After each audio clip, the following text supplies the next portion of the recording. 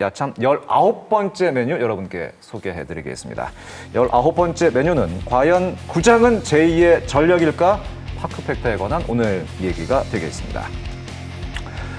자, 야구의 청년 오늘도 I Love Baseball 인별그램 라이브를 통해서 함께 할 수가 있습니다. 궁금한 점 댓글로 남겨주시면 실시간으로 답하고 또 여러분과 함께 소통하도록 하겠습니다.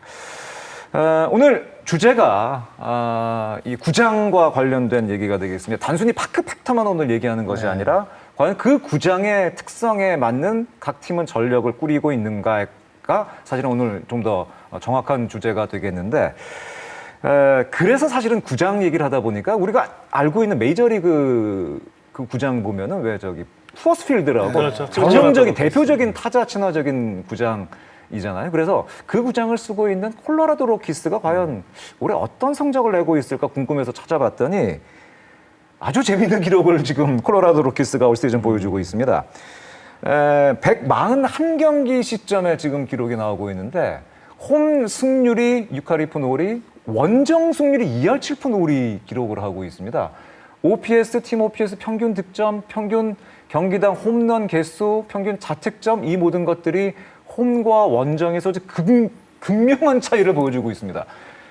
글쎄요, 뭐 이거를 과연 어떻게 이해를 해야 될지 굉장히 좀 난감한 사실은 기록이었습니다. 쿠어스 필드가 굉장히 타자 친화적인 구장이라는 것은 알고 있었습니다만은 이런 정도까지 홈과 원정의 스플릿 기록이 차이가 난다는 것은 전력적인 부분도 문제가 뭔가 좀 있다는 얘기가 되겠죠. 근데 우선 여기서 좀 약간 눈에 띄는 게 평균 네네. 자책점이에요. 평균 자책점도 홈에서가 더 낮거든요. 그러게, 지금? 이게 더 재밌는 네네네. 겁니다. 예. 이런 거면은 뭐 홈에 어떤 레스토랑에 음식이 좋다든지 홈구장에 어떤 특별한 뭐 휴식을 뭐 잘 취할 수 있는 컨디션을 올릴 수 있는 뭐 그 정도밖에 설명이 안 되는 것 같은데. 맞아요.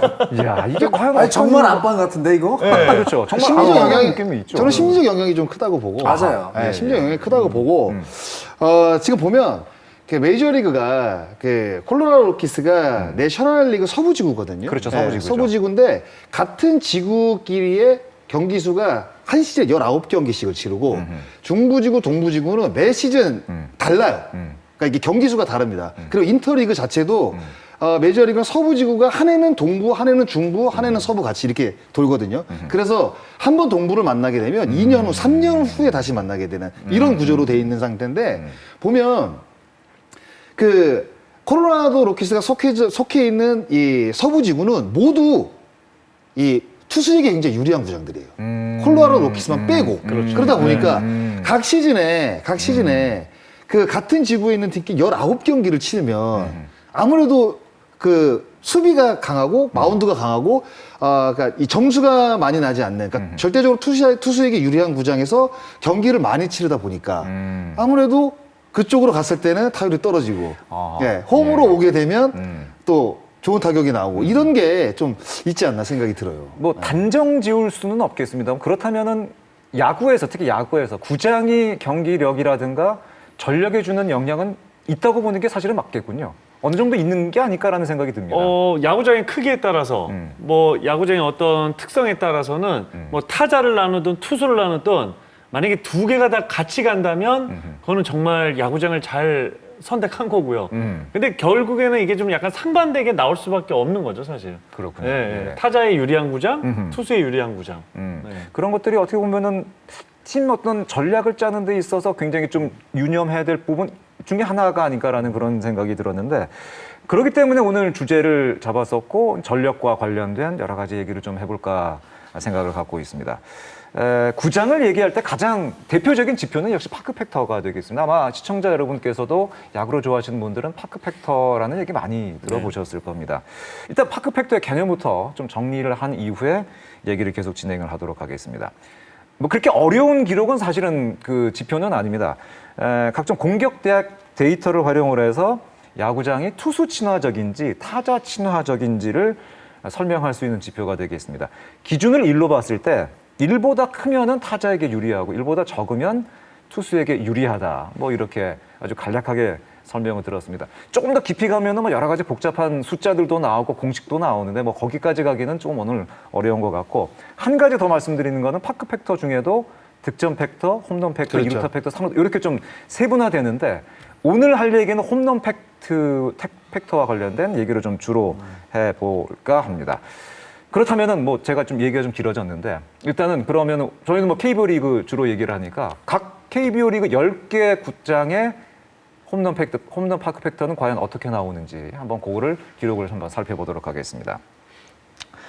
3개년도의 평균 기록이 되겠습니다. 19년부터 올해까지가 되겠고 올해는 9월 10일 기준으로 삼았습니다. 역시 문학구장이 홈런 팩트가 높게 그렇죠. 나오긴 높게 네. 나오네요. 예.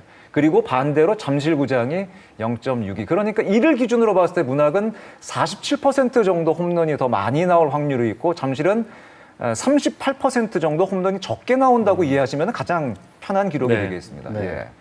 이렇게 경기나 홈런도 그렇고 차이가 많이 나오고 있습니다. 가장 많이 나오는 문학과 가장 적게 나오는 어떤 잠실의 평균 홈런 개수가 2배 차이가 나고 있습니다. 2배가 넘죠. 2배가 좀 넘죠. 네, 지금 사실 그렇죠. 2배가 넘는 거죠. 이렇게 되면은 분명히 구장의 특성이라는 게 존재한다는 그런 어떤 전제 조건이 되지 않을까라는 생각이 들었습니다. 제가 한간 약간 놀랬던 거는 뭐 문학 창원 대구가 많이 나오는 건 알고 있었는데 고척도 생각보다 잠실과 비슷하게 파크 팩터가 좀 나오고 있는데요. 고척 그래서 제가 생각하기로는 그렇지, 동구장이. 동구장이니까 좀 바람의 저항을 적게 받아서 네. 홈런이 좀 적게 나오지 않을까? 좀 많이 나오지 않을까? 적게 나오지 않을까? 좀 약간 영향이 있을 거라고 생각이 됐는데 생각보다 좀 적게 나오는군요. 저는 예전에 제가 이제 대표팀 시절에 삿포로돔에서 이제 경기를 한번 치른 적이 그렇죠. 있거든요. 예.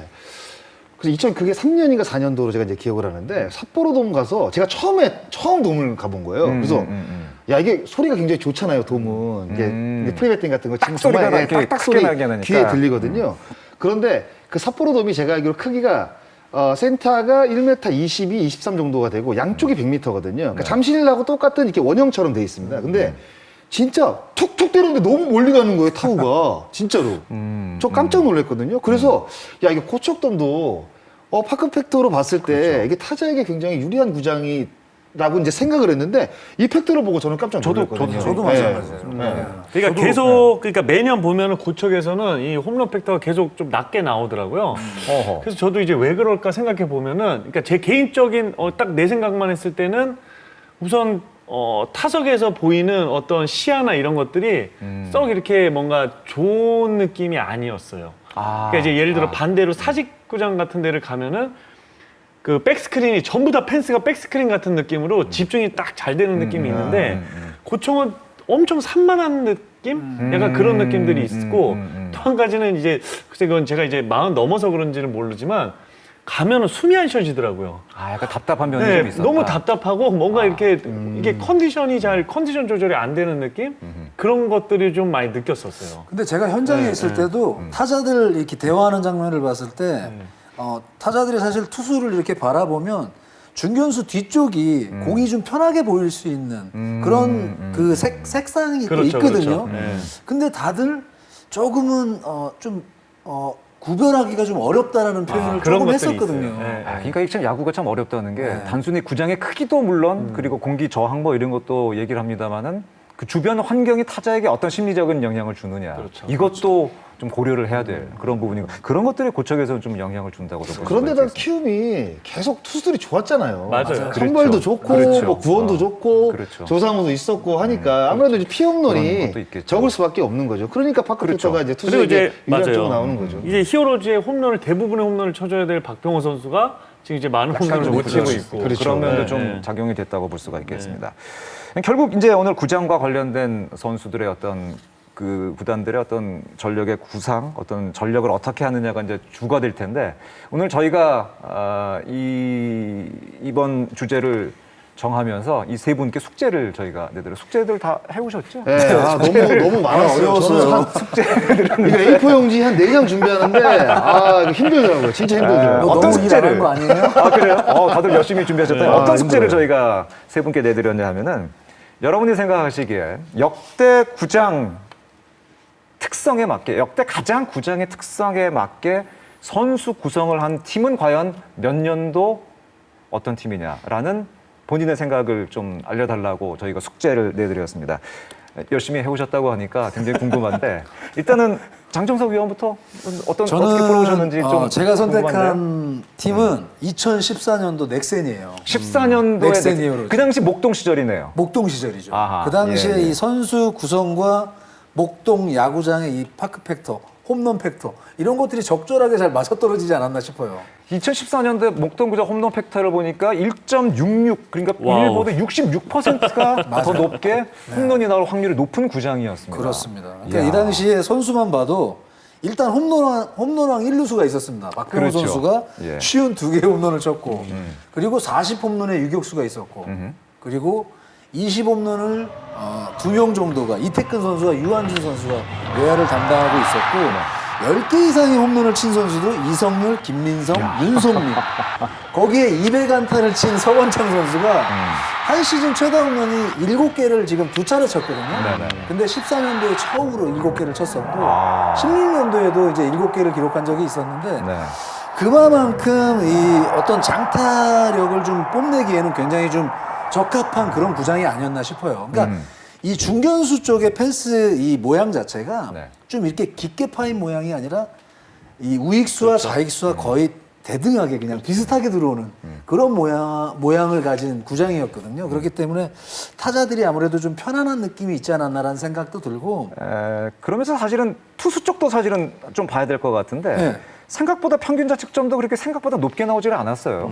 근데 이제 5.25에 5위를 그 당시에 했었거든요. 5위면 굉장히 선방했다고도 볼 네, 수가 있는 선방한 거죠. 건데 사실 5점대면 그렇게 좋다라고 또 말씀드리기는 공격력으로 커버가 어쨌든 된 그렇죠. 거니까. 근데 네. 이런 부분들을 공격력으로 커버를 했고 강정호 선수 장타율이 7할 3푼 9리예요. 그 당시에. 박병호 선수가 이제 홈런왕을 하면서 어마어마하네요. 네, 장타율이 6할 8푼 6리였는데 하여튼 이 시기에 아마 사실 이 시기에 박용택 위원도 그렇고 아마 목동구장 오면 굉장히 심적으로 편안한 그 마음이 분명히 있었을 거예요. 가고 싶은 구장들이 좀 있었나요? 네. 아니, 근데 어떠세요? 슬럼프에 빠져 있을 네. 때는 슬럼프에서 탈출을 하고요. 예.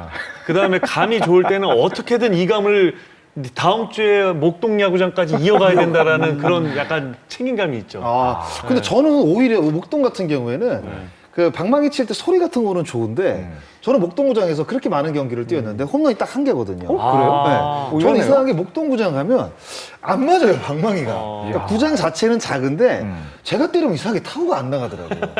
그런 사실 느낌들이 드는 구장들이 있어요. 있죠. 그러니까 네. 저는 사실 아마추어 때 중학교, 고등학교 시절에 한 번씩 목동구장에서 시합을 했거든요. 경기를.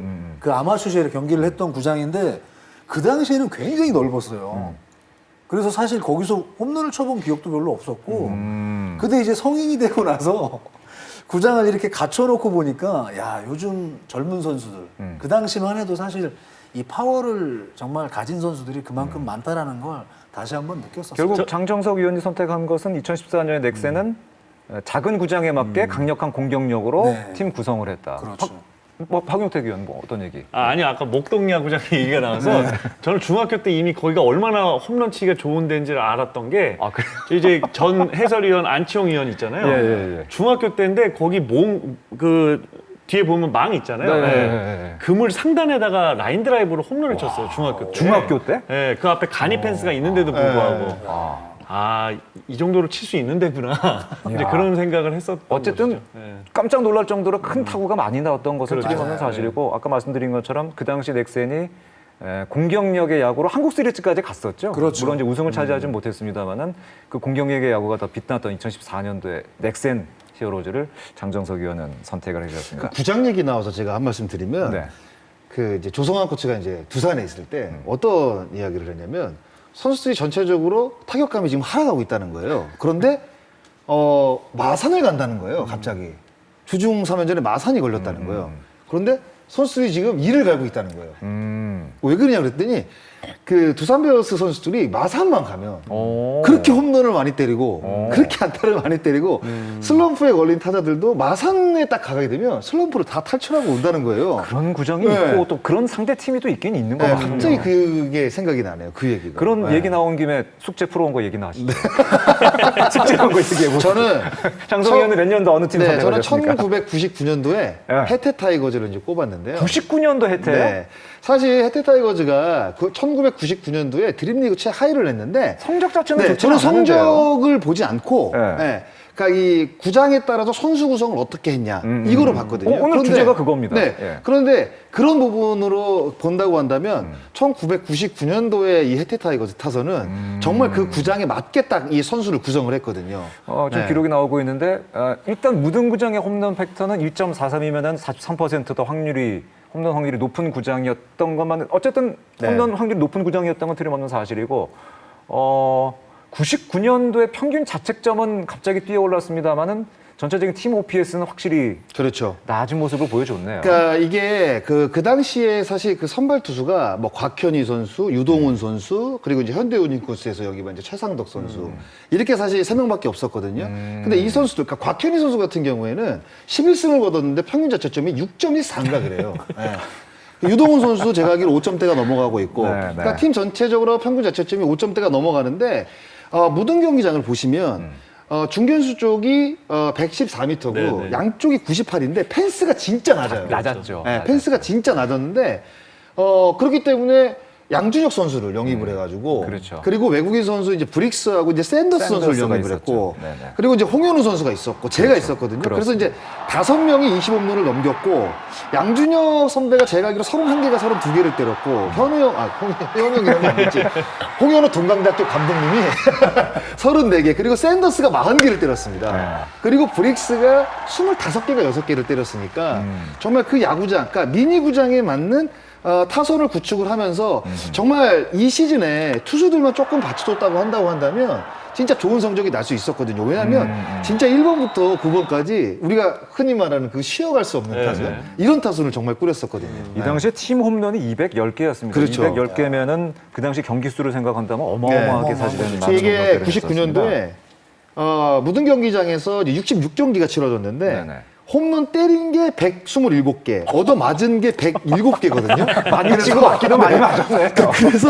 그래서 합쳐서 나온 이 홈런 개수가 234개입니다. 어마어마해. 그러니까 야수들이 수비할 일이 없는 거 아니에요?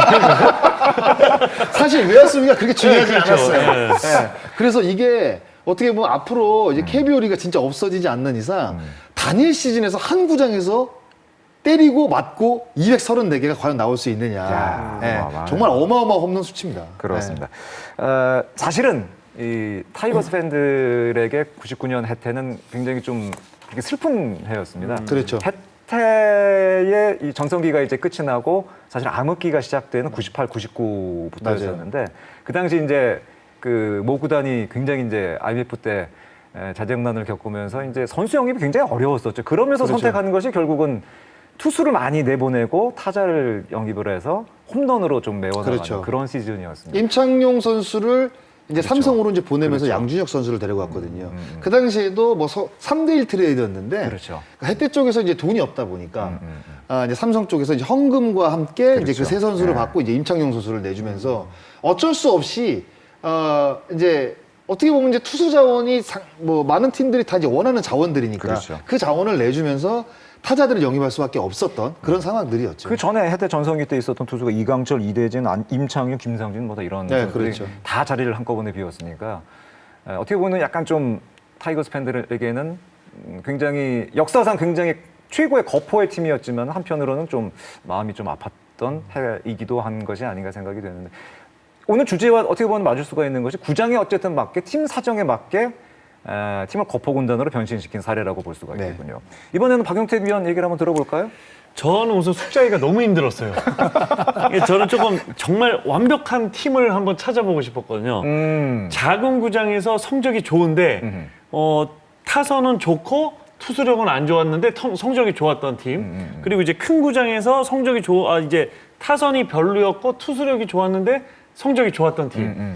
야 어렵다. 2000년 이후로는 찾아볼 수가 없었어요. 아 그래요? 그냥 생각으로는 이때는 정말 타선이 좋았지 하고 보면 결국에 투수력도 좋았고 투수력이 너무 좋았어 보면은 타선도 좋았고 그냥 전력이 좋은 거였고 전력이 안 좋은 거였어요. 네 사실 그래서 작가님한테 나 못하겠다 그랬는데 그러다가 갑자기 문득 아하. 올 시즌 LG 트윈스가 생각났습니다. 네, 갑자기 문득 올 시즌. 그래서 오늘 선택한 팀이 올해 그렇죠. LG를 선택하신 네. 거예요? 그러니까 결국에 뭐 파크 팩터, 홈런 팩터 공격 대부분의 벡터가 좀 낮은 구장이잖아요. 그렇죠. 그렇죠. 그래서 지금 평균 자책점, 뭐 POPS, 수비 효율까지. 어허. 그러니까 정말 투수와 수비가 지금 거의 완벽한 팀이고 지금 월등히 1등을 하고 있는 팀이에요. 아하. 예. 하지만 뭐 타격에선 좀 그렇죠. 공격 지표는 역시 좀 떨어지고 여러 가지로 떨어지고 있는데 그리고 실제로 그래서 유재현 감독도 물론 재미는 좀 없을 수 있어요. 재미는 좀 없을 수 있지만 결국에는 수비 위주의 어떤 선수들 라인업들을 계속해서 좀 구성하면서 이제 계속해서 그러니까 이기는 경기를 위해서 지금 선수들이 나가고 있는 거죠. 어떻게 보면은 앞선 두 분은 작은 구장을 쓰면서 그 그렇죠. 작은 구장의 특징을 아주 잘 살린 그 팀 네. 칼라를 말씀해 준 반면에 박용택 위원은 큰 구장을 쓰는 팀이 어떻게 하면 성적을 낼 수 있는가? 그 LG 트윈스가 이제 저는 이제 암흑기를 오롯이 이제 다 보냈던 선수잖아요. 네. 가슴 아프다. 네. 그러니까 정말 많은 것들을 다 이제 같이 이제 네, 네. 해왔는데 그 당시에 이제 암흑기 때 뽑았던 드래프트로 이제 그 순위가 높은 순위를 뽑았던 선수들이 박경수, 이성열, 이대영, 이용규, 박병호, 정희훈 등등이에요. 네. 정말 타자들로 정말 잘 친다는 타자들은 다 뽑았거든요. 어떻게든 잠실구장을 이겨보고 싶었네. 이겨보고 싶었던 이겨보고 거죠. 싶었던 거네요. 그게 한 10년 지나고 이건 못 이기는 구장이구나. 라소다 감독이 와서 이건 목장이라 그랬던 야구장이구나. 네. 그러면서 그때부터 이제 투수를 시작을 합니다. 투수 드래프트를 계속해서. 그러니까 마운드와 수비를 보강하기 시작한 그렇죠. 거고. 네. 거기로 승부를 본 그러면서 거군요. 결국에는 이제 2010년대 이후로는 계속해서 뭐 가을 야구를 하는 팀이 됐고 그리고 이제는 올 시즌 뭐 대권을 노리는 팀이 됐는데 결국엔 올 시즌 사실 LG하고 되게 재미없잖아요. 점수가 FC 트윈스인가 뭐 이렇게 얘기를 하더라고요. 이제 보통 2, 3점 내고 이긴다고. 네. 근데 그만큼 점수를 안 줘요. 3점 내면 2점 주고 2점 내면 1점 주고 이제 이런 야구를 계속 하다 보니까 결국에는 이기면 되는 거죠. 앞선 두 분과 정말 완전 반대예요. 네, 앞선 네, 네. 두 분에게 마운드가 5점 주면은 방망이로 6점 내면 되는 구단이었었고 네. LG는 완전히 그 반대가 됐는데 그렇죠. 이게 근데 박용택 의원 잠실에서만 홈을 썼으니까 네네. 야 내가 이 잠실만 나가면은 내가 딴 구장 가면은 내가 이거보다는 훨씬 더 잘할까 그런 생각이 들었었나요? 어땠었어요? 그런 생각이 든 게 아니고 분명히 그랬을 거예요. 그래요. 저 자신 있게 얘기할 수 있어요, 진짜. 분명히 그랬을 건데 그래서 제가 조금 찾아봤어요. 뭐 제가 조금 좋아했던 구장들 저기 라팍 보이세요? 라팍 OPS가 1.243. 네, 홈런당 타수가 10.6이니까 10타수당 하나거든요. 이거 사직택도 나왔네. 이게 네네. 보니까. 이제 보통 사직택이나 뭐 문학 이런 데는 그냥 잠실보다는 훨씬 괜찮았지만 그렇게 특출나진 않은데 야, 라팍은 어마어마했네요. 제가 저러니까 1년 스케줄이 나오면은 라팍 언제 가지를 먼저 체크를 합니다. 네. 그럴 수 최대한 그때 뭔가 타격감이 좋게 만들고 이야. 싶어져요. 네. 사직택이 아니라 라팍택이었었네 그랬죠. 보니까. 네. 근데 라이온즈 파크는 다 좋아합니다. 제가 봤을 때. 지금 네. 사실 저희가 이제 서두에서 말씀드렸던 그 오지일 선수의 홈런 그렇죠, 그렇죠. 이런 것들도 어떻게 보면 잠실구장 그 인터넷에 들어가면 네. 그 똑같은 야구장을 캡처해 놓은 게 있어요. 이렇게 네, 네, 접쳐서 그러면서 공간이 얼마큼 비는지. 그렇죠, 네, 맞아요. 맞아요. 그 홈플레 그 펜스를 이렇게 그려놓은 게 네, 있는데 네, 네. 잠실구장이 압도적으로 큽니다. 그렇죠. 라이온즈 파크 공간이 너무 많아요. 네. 라이온즈 파크 그 좌중간하고는 진짜 이게 육안으로 봐도 한 이 정도 차이가 나요. 제가 알기로 18m가 차이 나거든요. 네, 맞아요. 좌우 중간이. 네. 그렇기 때문에 OJ를 영입하고 뭐 역시 큰 거 칠 수 있는 선수들을 영입한 것이 네. 올해 이제 효과를 조금씩 나타내는 것이 아닌가 하는 생각이 드는데. 그래서 그렇죠. 제가 그래서 한마디 더 해도 될까요? 하십시오. 그래서 제가 봤을 때 한이 많어. 네. 잠시가 지금 잠실에 관해서 할 얘기가 너무너무 많고. 그래서 그러니까 뭐 LG 트윈스, 네. 두산 베어스 이 타자들이 라팍을 가면 얼마나 좋아할 수밖에 없는지 네. 그걸 또 제가 좀 준비를 했는데 네. 자 두산하고 LG가 잠실 홈에서는 두산은 0.788 OPS가 LG는 0.747 그게 이제 5년 동안이요. 5년이면 상당히 많은 어떤 데이터가 좀 쌓인 데이터가 거죠. 쌓인 거거든요. 거죠. 두산 보세요. 팀 OPS입니다. 저게 개인이 아니에요. 팀 OPS가 0.955. 그러니까 LG는 뭐 두산보다는 좀 방망이가 조금 약했죠. 그러다 보니까 0.853. 그러니까 그냥 항상 1위권에 갈 수밖에 없는. 사실 개인으로 봤을 때도 아주 그렇죠. 좋은 성적을 낼 수 있는 그게 팀 OPS란 말이에요. 그렇죠. 그러니 이 잠실 야구장을 쓰는 타자들은 스케줄표를 볼 수밖에 없어요. 예, 라팡을 언제 가는지 대구를 사랑할 수밖에 없습니다. 진짜. 그러니까 이게 저게 저 기록은 최근 이제 몇 년간 기록을 찾아보면 두산 베어스가 매년 원정타율 1위거든요. 그렇죠. 네. 그런데다가 아마 라이온즈 파크 성적이 제가 알기로 7할 이상이에요. 7할인가 8할인가 막 그렇죠, 그래요. 그렇죠. 라이온즈 파크만 가면 네. 그냥 박살을 내는 거예요, 정말.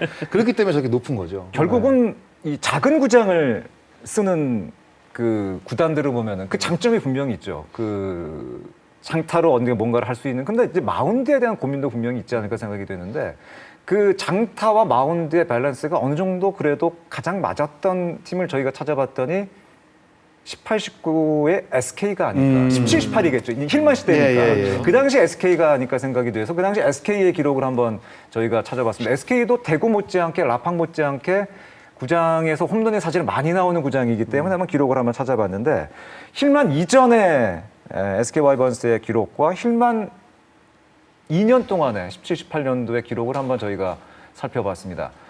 타율, 팀 타율 자체는 조금 떨어졌습니다만은 홈런 개수 자체가 어마어마하게 늘어났고 뜬공 비율, 평균 득점에서도 차이를 분명히 보여줬습니다. 뭔가 분명히 힐만 야구가 추구하는 것이 17, 18년도에 뭐였는지를 좀 보여주는 어떤 기록이 아닌가 생각이 되는데요.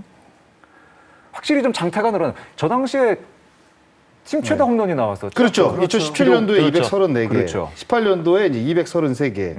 홈에서 확실히 많이 때렸죠. 254개를 때렸고 원정에서 이제 213개를 때렸으니까 그렇죠. 확실히 숫자가 많았죠. 그러니까 그 당시에 이제 SK 이제 시합을 하러 이제 경기를 하러 가면은 그렇죠. 이제 홈팀이 먼저 이제 배팅 연습을 하잖아요.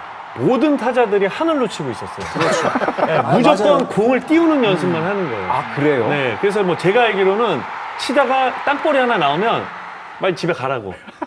진짜 그랬던 이제 얘기들을 많이 들었거든요. 그러니까 저도 경험을 하면서 느낀 게 뭐였냐면 물론 빅볼, 스몰볼 모든 걸 다 구사할 줄 아는 그런 감독이었어요. 일만 감독이. 그렇죠. 네. 번트도 많이 됐었죠. 맞아요. 사실은. 네. 적절한 상황에서 그런 상황이 나오면 그런 작전들도 많이 하는 그런 모습을 볼 수가 있었는데 정말 구장을 갈 때마다 느꼈던 부분들은 타자들의 어떤 이 배트 각도나 이런 발사각에 대한 이야기들이 한참 많을 때였잖아요. 한참 많을 맞아요. 때였죠. 네. 그리고 공도 약간 탱탱볼의 시대 그때였다고 그렇죠. 얘기를 했었죠. 거기다가 뭐 정말 장타력을 가진 한농민 선수가 2번에서 40개를 넘게 그렇죠. 치던 시기였으니까 그렇죠. 정말 강한 타순을 앞으로 배치를 해서 정말 강한 드라이브성 타구를 높게 띄울 수 있는 그런 훈련들과 더불어 수비 위치를 굉장히 막 번갈아 가면서 내 외야를 오가면서 체력적인 세이브를 굉장히 많이 해줬던 그 기억이 저는 남거든요. 맞아요. 그렇습니다. 네. 저희가 지금 계속 공격 얘기를 하고 있는데 사실은 홈팀도 사실은 수비를 해야 되죠. 상대 팀이라고 가만히 있지 않기 때문에 그렇죠. 과연 중요한 거는 작은 구장을 쓰는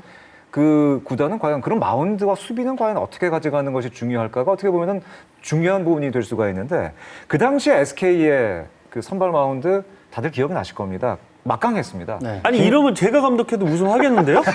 김광현, 산체스, 켈리, 박종원, 문승환. 네. 예. 그러니까 이 물론 많이 치기도 했습니다만 어쨌든 간에 이 선수들의 특징 중에 하나가 그라운드볼 유도도 잘하는 투수들이었습니다. 그러니까 장타 억제 능력을 갖고 있는 마운드도 보유하고 있었다는 거죠. 약간 힘이 있는 투수들이라고 저는 생각이 드는데요. 그렇습니다. 그래서 다 삼진 능력도 다 그렇죠. 5명 모두가 다 있는 그렇죠. 투수들이고요. 그러니까 그런데 되게 아이러니한 거는 이 파크팩터 스트래티지에 파크팩터를 들어가시면 파크팩터 투수에게 유리한 구장이 잠실 구장이고 두 번째가 랜더스필드예요. 지금 나와 있는 구장. 근데 이게 제가 이제 보니까 그 SS 랜더스필드를 가면 전광판이 굉장히 큰 게 있잖아요. 그게 이제 농구장 4개 면이라고 하더라고요. 그렇죠. 네. 그래서 이제 예전에는 그 우측에 그 랜더스필드 보면 바람 이렇게 그 2층으로 올라가는데 그 뚫려 있어가지고 제트기류라고 그랬거든요. 그린존이 생기면서 네. 그쪽에 공간이 생겨서 바람이 그쪽으로 빠져나가면서 장타가 많이 그렇죠. 나오는 얘기가 네, 많았죠. 그러니까 전체적으로 보면 홈런 팩트는 굉장히 랜더스필드가 센데 전체적으로 파크 팩트로 봤을 때는 잠시구장 다음이에요. 수치는. 그러니까 이것도 굉장히 아이러니한 거죠. 그러니까, 결국에는 홈런은 많이 나오는데 구장이 짧다 보니까 2루타가 적고 좌중간 우중간이 짧으니까 3루타도 안 나오고 이러다 보니까 홈런 이외에 파크 팩터 타자에게 유리한 파크 팩터를 높이는 어떤 가지수들이 없는 거죠. 예, 그러니까 파크 팩터가 생각보다 높게 안 나오더라고요. 여러 가지 조건이나 뭐 사실 바람 얘기도 있습니다만 그런 구장의 어떤 특성까지도 다 어떤 것이 또 고려가 되는 것이 아닌가 생각이 되는데 저희가 지금 작은 구장 쓰는 문학 시절 특히 이제 힐만 감독 시절에 얘기를 했습니다만은 또 큰 구장, 잠실구장 얘기를 사실은 안 할 수가 없습니다. 아까 박용택 위원이 올 시즌 LG의 그 잠실구장을 홈으로 쓴 LG의 어떤 그 전략에 대해서 선택에 대해서 얘기를 하셨는데 그것과 가장 유사했던 것은 역시 두산이 잠실구장을 가장 잘 활용했던 팀이 아닌가라는 네. 생각이 들었습니다. 두산이 여러분이 생각하시기에 뭐 최근 계속 뭐 한국 시리즈 진출을 하고 있고 좋은 성적을 내고 있는 두산인데 두산이 가장 잠실구장을 잘 활용했던 시기는 언제라고 생각하세요? 2016년도죠. 2016년도. 네, 이게 사실 2000년도에 들어와서 2010년도에 들어와서 그러니까 10개 구단 체제가 이제 2015년도부터 되잖아요. 그렇죠. 그 이후로 봤을 때 역대급 타고 투저였거든요. 일시즌. 그런데 두산 베어스가 15승 투수를 4명을 만들어내면서 판타지 4였습니다. 네, 그렇죠. 이제 니퍼트, 보우덴, 유희관, 장원준 이 네 선수가 모두 15승을 거두면서 이게 왜 역사상 가장 완벽한 팀이라고 제가 이제 말씀을 드리냐면 이해 팀 타율이 10개 팀 타율의 평균이 2할 9푼이었습니다. 그런데 두산의 타율이 2할 9푼 8리로 1위였고 잠실구장을 쓰면서 183개 홈런을 때려냈어요. 이것도 1위거든요. 그런데다가 실책이 79개밖에 되질 않았어요. 이것도 1위거든요. 그러니까 이게 완벽했다는 거죠. 네, 그러니까 2016년도에 두산은 공격, 수비, 마운드가 정말 완벽하게 이루어진 정말 리그 역사상 가장 완벽했던 팀이라고 이제 평가를 받는 거죠. 두산 하면은 그 떠오르는 이미지가 사실은 거포군단의 이미지는 사실은 없죠. 홈런을 많이 친다는 그런 느낌은 없는 팀인데 중장거리 많이 치고 수비 단단하고 약간 그런 이미지가 있어요. 잠실에서는 그런 전략이 과연 성공적이라고 볼 수 있을까요? 그러니까 이제 두산 베어스가 2000년 전에는 사실 이렇게 강팀의 이미지 아니었었거든요. 그렇죠. 네. 그리고 사실 LG 트윈스한테 항상 좀 전력이 좀 떨어지는 좀 그런 팀이었다가 2000년 중반에 들어서면서 이제 계속해서 두산이 좀 좋은 성적을 낼 수 있었던 거는 저희가 그냥 쉽게 생각했을 때 손시현, 고영민, 이종욱으로 이어지는 어떤 센터 라인들 굉장히 빠르네요. 그렇죠. 네. 네, 어떤 수비가 탄탄하고 그렇죠. 좀 빠른 발을 가지고 있고 뭐 민병헌 선수도 있었고요. 그렇죠. 네. 이제 결국에 이제 그런 것들이 좀 잘 맞물려서 두산이 좀 약간 강팀의 이미지를 이제 갖기 시작했던 것 같아요. 네. 그러니까 이 확실히 큰 구장을 쓰는 팀들은 공격력도 물론 당연히 중요하겠습니다만 그 구장을 어떻게 잘 뛰어다닐 수 있느냐, 그렇죠. 그리고 잘 수비를 할 수 있는 그런 부분이 굉장히 중요한 부분이 아닌가라는 생각이 드는데. 그 수비 같은 경우에는 우리가 이제 한번 만들어 놓게 되면 쉽게 무너지지 않는다는 이제 그렇죠. 이야기가 있잖아요. 네, 근데 김태형 감독이 지금 부임한 이후에 실책을 보시면 2015년도만 93개로 3위였지 거의 그다음부터는 1위, 1위, 1위, 2위, 그렇죠. 1위입니다. 지금도 1위거든요. 두산은 완벽하게 수비의 팀이라고 보는 게 맞는 그런데 또 거죠. 올해 보면 두산이 지금 뭔가 힘을 못 내고 있잖아요. 야, 이게 수비만 갖고 또 안 되는구나. 약간 이런 걸 또 느끼는 거예요. 네. 그러니까 이게 참 야구가 어렵다고 하는 게 수비가 무너지지 않았는데 결국에는 선수가 빠지고 그 빠진 선수를 대체를 못하고 그렇죠. 지금 마운드가 조금 흔들리는 모습이잖아요. 그러니까 마운드가 흔들리다 보니까 팀 성적이 안 나는구나라는 생각을 이제 하게 되는 거죠. 그래서 저희가 그 얼마 전에 아주 재밌는 그 기사까지 사실은 나오지 않았습니다만은 그 얘기가 나온 게 있습니다. 롯데자이언츠가 사직구장을 내년에 공사를 좀 하겠다라는 얘기가 나왔습니다. 이와 관련해서 KBS 김도환 기자가 롯데 고위 관계자와 인터뷰 진행, 팩트체크를 저희가 해봤는데 저는 전화 연결인 줄 알았어요. 이런 어떤 얘기가 나왔냐면은 그 구단 고위 관계자에 따르면 현재 젊은 투수로 세대 교체가 됐다. 펜스가 너무 적고 이게 빗 맞으면 넘어가니까 몸쪽 승부, 공격적인 승부하기가 좀 어렵다. 그래서 담장을 미는 건 현실적으로 어렵고 홈플레이트를 뒤로 밀겠다. 그래서 구장을 좀 넓히겠다라는 얘기를 했습니다. 그래서 파크 팩터를 잠실 고척 수준으로 높이겠다. 낮추겠다가 맞겠죠. 낮추겠다. 그래서 투수들이 편하게 하겠다. 그리고 현재 이 공격 라인도 홈런 타자보다는 중장거리형 타자가 많기 때문에 구장을 넓히는 것이 팀 성적을 위해서 맞는 것 같다라는 얘기를 했다는 사실까지 저희가 확인을 했습니다. 이 구단 고위 관계자의 얘기에 따르면은 지금 젊은 투수들이 성장했다는 얘기를, 그 얘기는 확실한 얘기인 것 같습니다. 김진욱 선수, 서준원, 이승우, 최준용, 김원중. 요즘에 젊은 투수들이 롯데가 상당히 좋습니다. 아, 정말 깜짝깜짝 놀랄 투수들이 그렇죠. 계속해서 나오고 있어요. 그렇습니다. 결국에는 이제 저렇게 구장을 넓힌다는 것 자체는 이제 그런 투수들에 대한 어떤 믿음감, 그렇죠. 네, 그런 그렇죠. 것들이 충분히 있다고 생각이 들어요. 네. 그렇습니다. 근데 분명히 약점도 있죠. 네.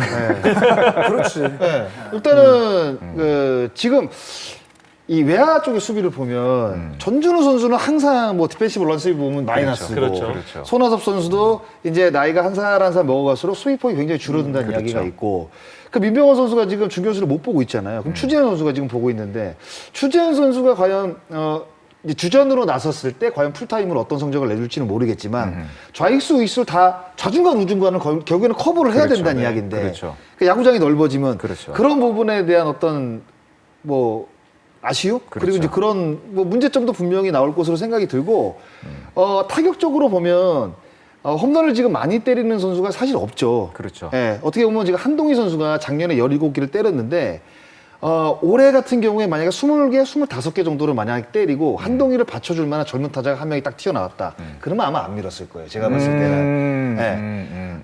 성민규 단장이 앞으로 이제 봤을 때 홈런 타자가 많이 나오지 않을 것이다. 이제 팜 시스템도 생각을 해야 되잖아요. 일단 있는 그렇죠. 패를 그렇죠. 일단은 봐야 될 거 아니에요. 그렇죠. 그렇다고 해서 뭐 홈런을 뭐 20개 때릴 수 있는 타자를 트레이드로 데려오겠습니까? 그만큼 우리 팀에 수혈도 있어야지 그 선수를 데리고 올 수 있는데 KBO 리그에서 그런 트레이드를 과연 할 팀이 있을까요? 저는 없다고 보거든요. 그러면 자체 팜 시스템에서 선수를 키워서 홈런을 많이 때리는 타자를 지금 만들어야 되는데 10개 구단 가운데 과연 그런 팀이 있나? 쉽지 않다. 그런데다가 한동희가 어떤 좀 올해 같은 경우는 한번 터질 줄 알았는데 정체를 한번 딱 걸리다 보니까 이게 그냥 이럴 바에는 장점인 야구를 오히려 더 하는 게 낫겠다 해서 저는 밀었다고 생각이 들어요. 어쨌든 간에 굉장히 좋은 판단을 했다고 지금 보시는 거죠. 물론 단점도 물론 있겠습니다. 네. 제가 궁금한 거는 이대호 선수가 만약에 넓은 구장으로 가게 되면 어쨌든 이제 이대호 선수의 홈런 생산 능력은 좀 떨어졌다고 봤을 때 넓은 구장을 쓰는 이대호는 과연 발이 그렇게 빠르지 않은 이대호에게 2루타 이상이 나올 수 있을까? 좀 쉽지 않. 이대호 입지가 좀 좁아지지 않을까라는 그런 생각도 좀 해봤어요. 그러니까 저는 그런 생각을 해요. 그러니까 이대호 선수만 놓고 보는 것이 아니라 좀 넓게 봤을 때. 그렇죠. 단기적으로 만약에 1년 뭐 향후 2년 이런 식으로 본 것이 아니라 제가 봤을 땐 좀 길게 본 것 같아요. 길게 본다. 5년에서 뭐 더 길게는 10년까지도. 그래서 아무래도 투수 친화적 구장으로 이걸 바꿔놔야만이 지금 현재 가지고 있는 이 선수 구성이 훨씬 더 성적을 올리는데 유리할 수 있다라고 판단을 한 것 같거든요. 근데 제가 볼 때도 지금 이대호 선수에 대한 이야기를 하긴 했지만 사실 그렇게 큰 구장으로 간다 그러면 맞죠. 이대호 선수는 사실 연차가 좀 많이 늘어가고 있고 그렇죠. 아무래도 발이 그러다 빠르지 보니까 않으니까. 활용폭은 조금씩 줄기 시작하겠지만 분명한 건 그래도 뭐 이대호 선수가 있는 상황에서의 어떤 좋은 결과를 만들어내기 위해 노력은 하겠지만 사실은 지금 이 상황만 놓고 본다 그러면 어쨌든 현재 구성원에서 투수 친화적 구장으로 변형한다라는 자체는 괜찮은 아이디어 같아요. 그렇습니다. 그러니까 저는 그렇게 생각을 해요. 오히려 이대호 선수가 지금 사직구장에서 경기를 뛸 때 보세요. 우중간 타구를 치고 좌중간 타구를 치고 2루를 못 갈 때가 더 많습니다. 펜스를 노바운드만 치고도 2루를 못 갈 때가 많아요. 그러면 1m라도 멀어지게 되면 이대호 선수가 다리가 늘으니까 가나요? 저는 갈 가능성이 오히려 더 갈 수도 있다고 있다. 봐요. 그렇지. 그렇다고 오히려 갈 해서 수도 있다. 이대호 선수가 내년에 41살인데 과연 홈런왕을 차지하기 위해서 뭐 큰 스윙으로 가져갈까요? 저는 아니라고 보거든요. 그러면 이대호 선수는 앞으로 뭐 몇 년간 생활을 할지 모르겠지만 중장거리용으로 지금 거의 바뀌었어요. 타격 기술이. 그러면 오히려 이대호 선수에게 저는 더 유리하다고 봐요. 오히려 긍정적인 면도 있을 수 있다. 저는 이제 이대호 선수의 입지라 그랬잖아요. 사실 이대호 선수가 자기 입으로 내년 시즌 끝나고 은퇴한다 그랬거든요. 사실 뭐 입지고 뭐고 할 것도 없이 그냥 은퇴 시즌입니다. 은퇴 시즌. 네. 그러니까 이대호 선수랑은 상관이 없어요. 사실은. 네. 네. 근데 또 이런 생각도 해요. 그러니까 후쿠오카 돔을 보면 후쿠오카 돔이 굉장히 펜스가 먼 데다가 높아요. 그런데 소프트뱅크는 항상 타격의 팀이에요. 그렇죠. 앞에 엑스온을 만들었어요. 그러나 사직구장도 마찬가지죠. 지금 투수가 좋기 때문에 늘려요. 그러다가 이제 뭐 몇 년이 지났는데 마운드는 안정화가 돼 있고 만약에 팜 시스템 그리고 드래프트에서 좋은 타자를 뽑아요. 그런데 이 선수가 커져요. 엑스 좀 만들면 맞아요. 됩니다. 네. 간단합니다. 네. 그러니까 일단은 현재 상황에서 롯데자이언츠가 이 펜스를 미룬다는 거는 저는 굉장히 잘 선택을 한 것 같고 잘 생각했다. 팀 구성원이 이제 홈런을 칠 수 있는 타자가 어느 정도 이제 준비가 돼 있다. X존 만들면 됩니다. 맞아요. 간단합니다. 네. 근데 LG 트윈스가 계속해서 지속적으로 못했던 그렇죠. 거는 두산하고 같은 구장을 쓰기 때문에 계속 철거를 해야 돼요. 그 철거 비용도 만만치 않네요. 비용이 엄청나게 들더라고요. 네. 그래서 프로야구 아마 기억나는 분들 많이 계실 겁니다. 펜스를 당긴 적도 있었고 네. 민 적도 있었습니다. 물론 롯데가 그랬다는 게 아니고 LG와 한화가 펜스 조정을 한번 한 적이 있었습니다. 기억나실 겁니다. LG X존. 그리고 13년도에 한화 대전구장은 좀 밀었었죠. X존은 땡긴 거였었고 한화는 뒤로 좀 밀었습니다. 네. 그것 역시도 어떤 구단의 어떻게 보면 감독의 판단에 의해서 그런 결정을 한 것인데 과연 결과는 어땠는지 한번 기록이 지금 나오고 있습니다. 일단 LG X존 설치 전후 기록이 홈 경기 기록을 한번 보도록 하겠습니다. 설치 2년 전에 비해서 9년도, 10년도 홈런 마진이 마이너스 40으로 좀 떨어진 게 사실은 아니죠. 많이 떨어진 거죠. 사실은 홈런 그러니까 치기도 많이 쳤습니다만은 허용도 사실은 많이 했다는 얘기가 되겠습니다. 근데 재밌는 건 홈승률은 좀 늘어났습니다. 그렇죠. 네, 네. 홈승률은 좀 늘어났습니다. 그리고 철거 후 2년 동안에 홈런 마진은 좀 개선이 됐습니다만은 있을 때에 비해서 홈승률은 약간 좀 떨어진 기록이 나왔습니다. 제가 정확하게 저것을 설명해 드리면요. 네네. 잠실야구장은 정말 이 홈구장으로 몇 년을 써보면은 정말 정이 안 갈 정도로 너무너무 커요. 네.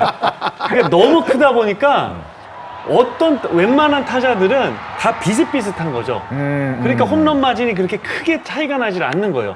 투수력의 어떤 차이보다도. 아하. 하지만 X존 같이 이제 그런 좀 작은 야구장이 돼버리면 투수력의 차이 때문에 좀 많은 차이들이 날 수 있는 거죠. 그렇군요. 그러니까 X존 때 사실은 이게 계속 실패하는데 사실 홈런 마진이 실패했던 거지 홈승률은 그 5년, 6년 동안에 가장 좋았거든요. 네.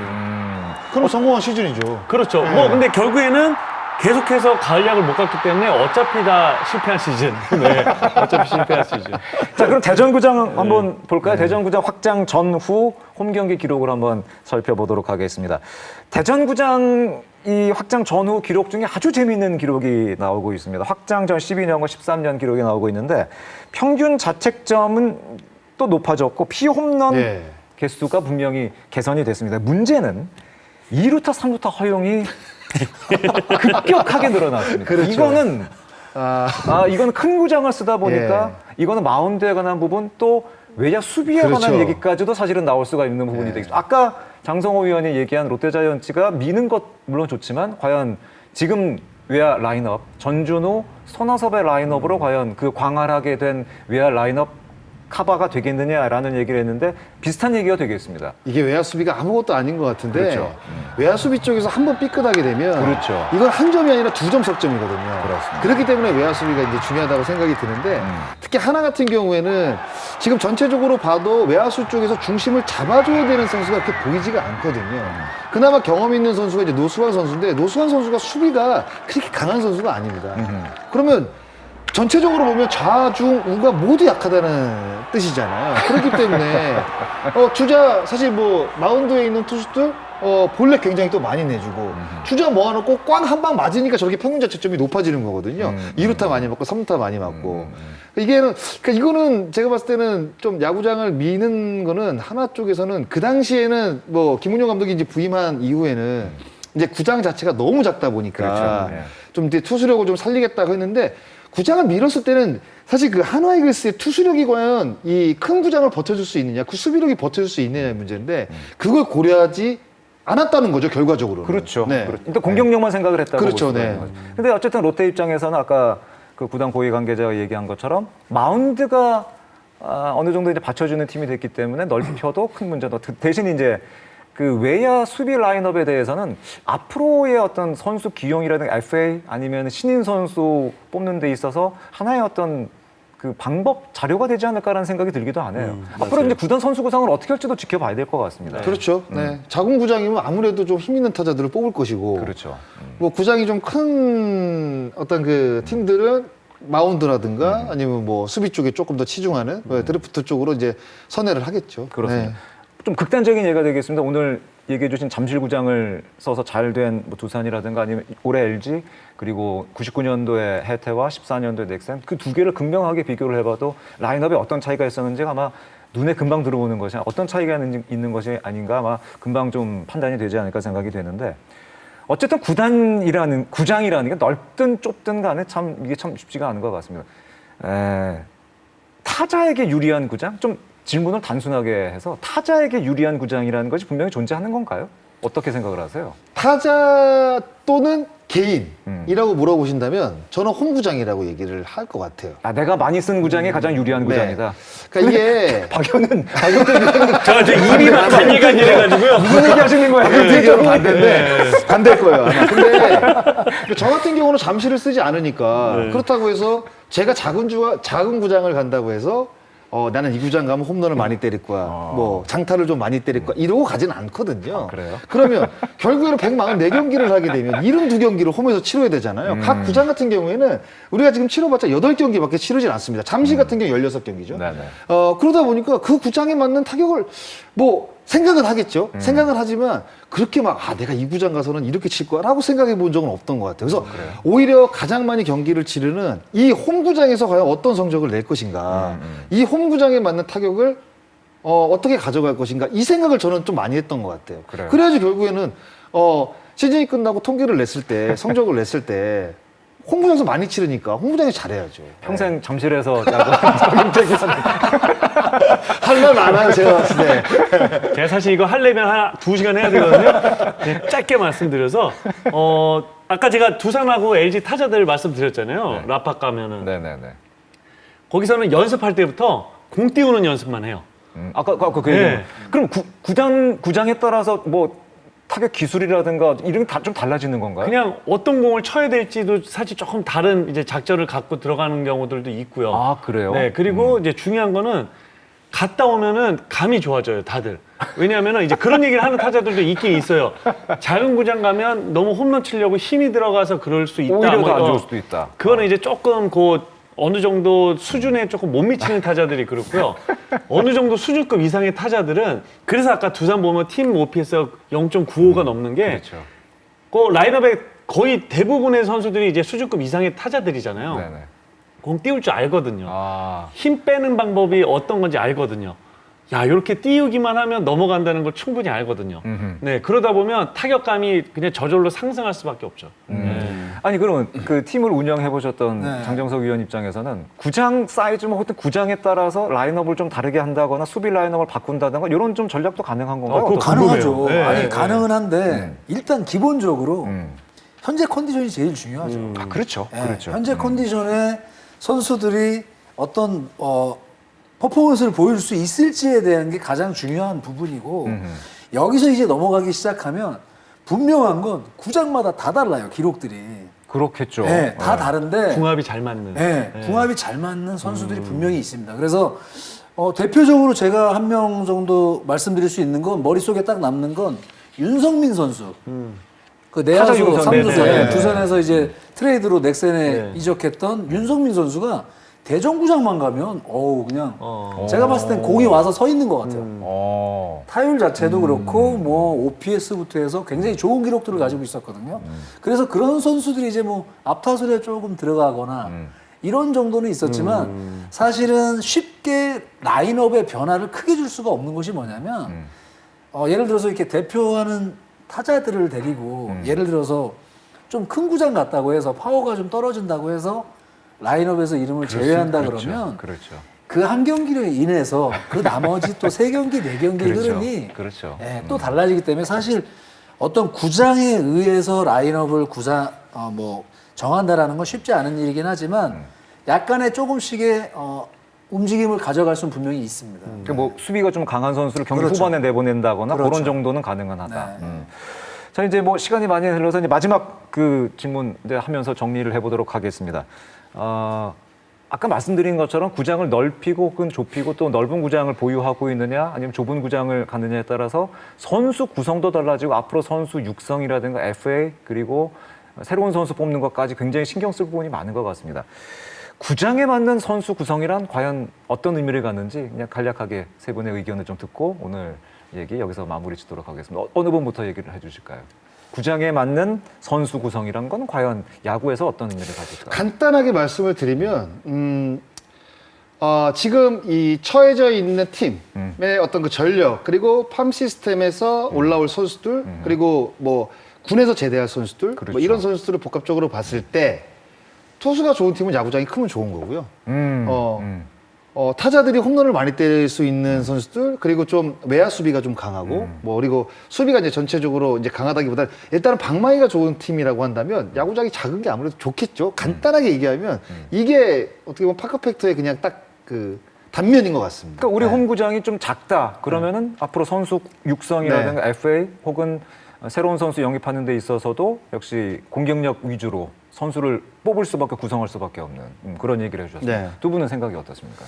그러니까 이 구장에 맞는 방향성 자체는 사실 절대 이 구장과 선수 간의 어떤 무관하다라는 생각에서 저는 지워져야 된다는 생각이 먼저 들어요. 왜 그러냐면 그 부분을 깊게 들여다보지 않는 구단들이 있어요. 아, 그래요? 그럼요. 그러니까 이런 부분들을 전체적으로 뭐 정확하게 우리 구장은 이러니 이런 구성 이게 다가 아니라는 거죠. 근데 그러니까 제가 아쉬운 부분은 뭐냐면 육성이라는 단어를 모든 구단이 지금 굉장히 높게 평가하면서 활용을 하고 있거든요. 어떻게든 만들어가야 하는 과정이라고. 네. 근데 정작 육성에다가 과연 투자를 잘하고 있는 걸까? 라는 저는 좀 의문점이 들기 때문에 그러니까 이런 부분부터 시작을 해서 뭔가 방향성을 그대로 가기 위해서는 전략적으로 지금 많은 팀들이 구장에 대한 지금 오늘도 우리가 얘기하는 파크팩터에 대한 이런 이야기들을 많이 하고 있는데 여기에 대한 좀 심도 있는 그런 생각들이 조금 더 점진적으로 좀 진지하게 현장과 대화가 되면서 이루어져야 될 것 같다는 생각은 좀 듭니다. 구장의 특성도 분명히 파악할 필요가 있고 네. 물론 이게 전부 다는 아니지만 그렇죠. 어쨌든 그렇죠. 간에 굉장히 중요한 어떤 부분이 될 수 있다. 네. 박용택 위원은 어떻습니까? 저는 뭐 두 위원님이 워낙 좋은 말씀을 하셔가지고요. 그냥 오늘 얘기로만 그냥 한 두 가지 정도만. 네네네. 우선 롯데가 만약에 내년 시즌 구장을 민다면 현재 가지고 있는 전력이나 어떤 팜 시스템을 가지고는 맞는 것 같다. 아, 뭐 일단 잘하는 잘 선택 선택을 같다. 했다. 뭐 이런 말씀 드리고 싶고 그다음에 하나는 LG 트윈스 야구 너무 재미없다고 팬들이 계속해서 얘기하시거든요. 네. 근데 지금 좋은 방향성으로 가고 있는 거라고 생각한다. 뭐 그냥 요 정도 말씀드릴 수 있을 것 두 팀 모두 구장과 관련된 전력 구성이라든가 보완 이런 네. 것들이 어쨌든 간에 좋은 방향으로 가고 있다.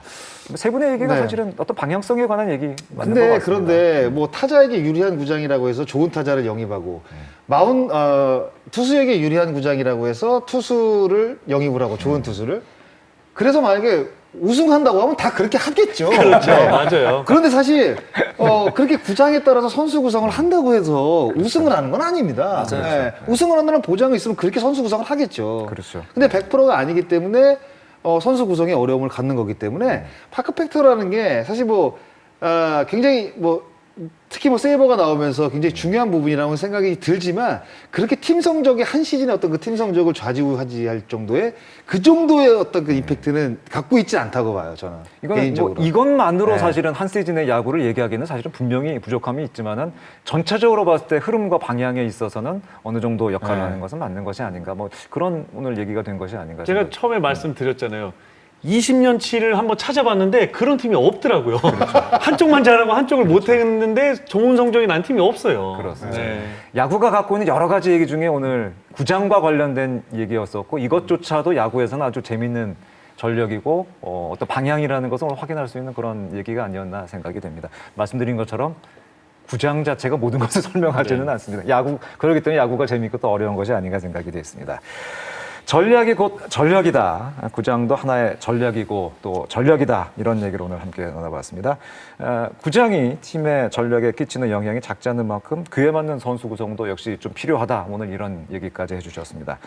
오늘 야참에서는 다른 내용을 바탕으로 내일 있을 KBO 신인 드래프트 그리고 다가오는 스토브 리그의 FA 시장을 주목해서 보시면 좀 더 흥미롭지 않을까. 그런 오늘 주제를 잡아봤고 그런 얘기를 오늘 함께 해봤습니다.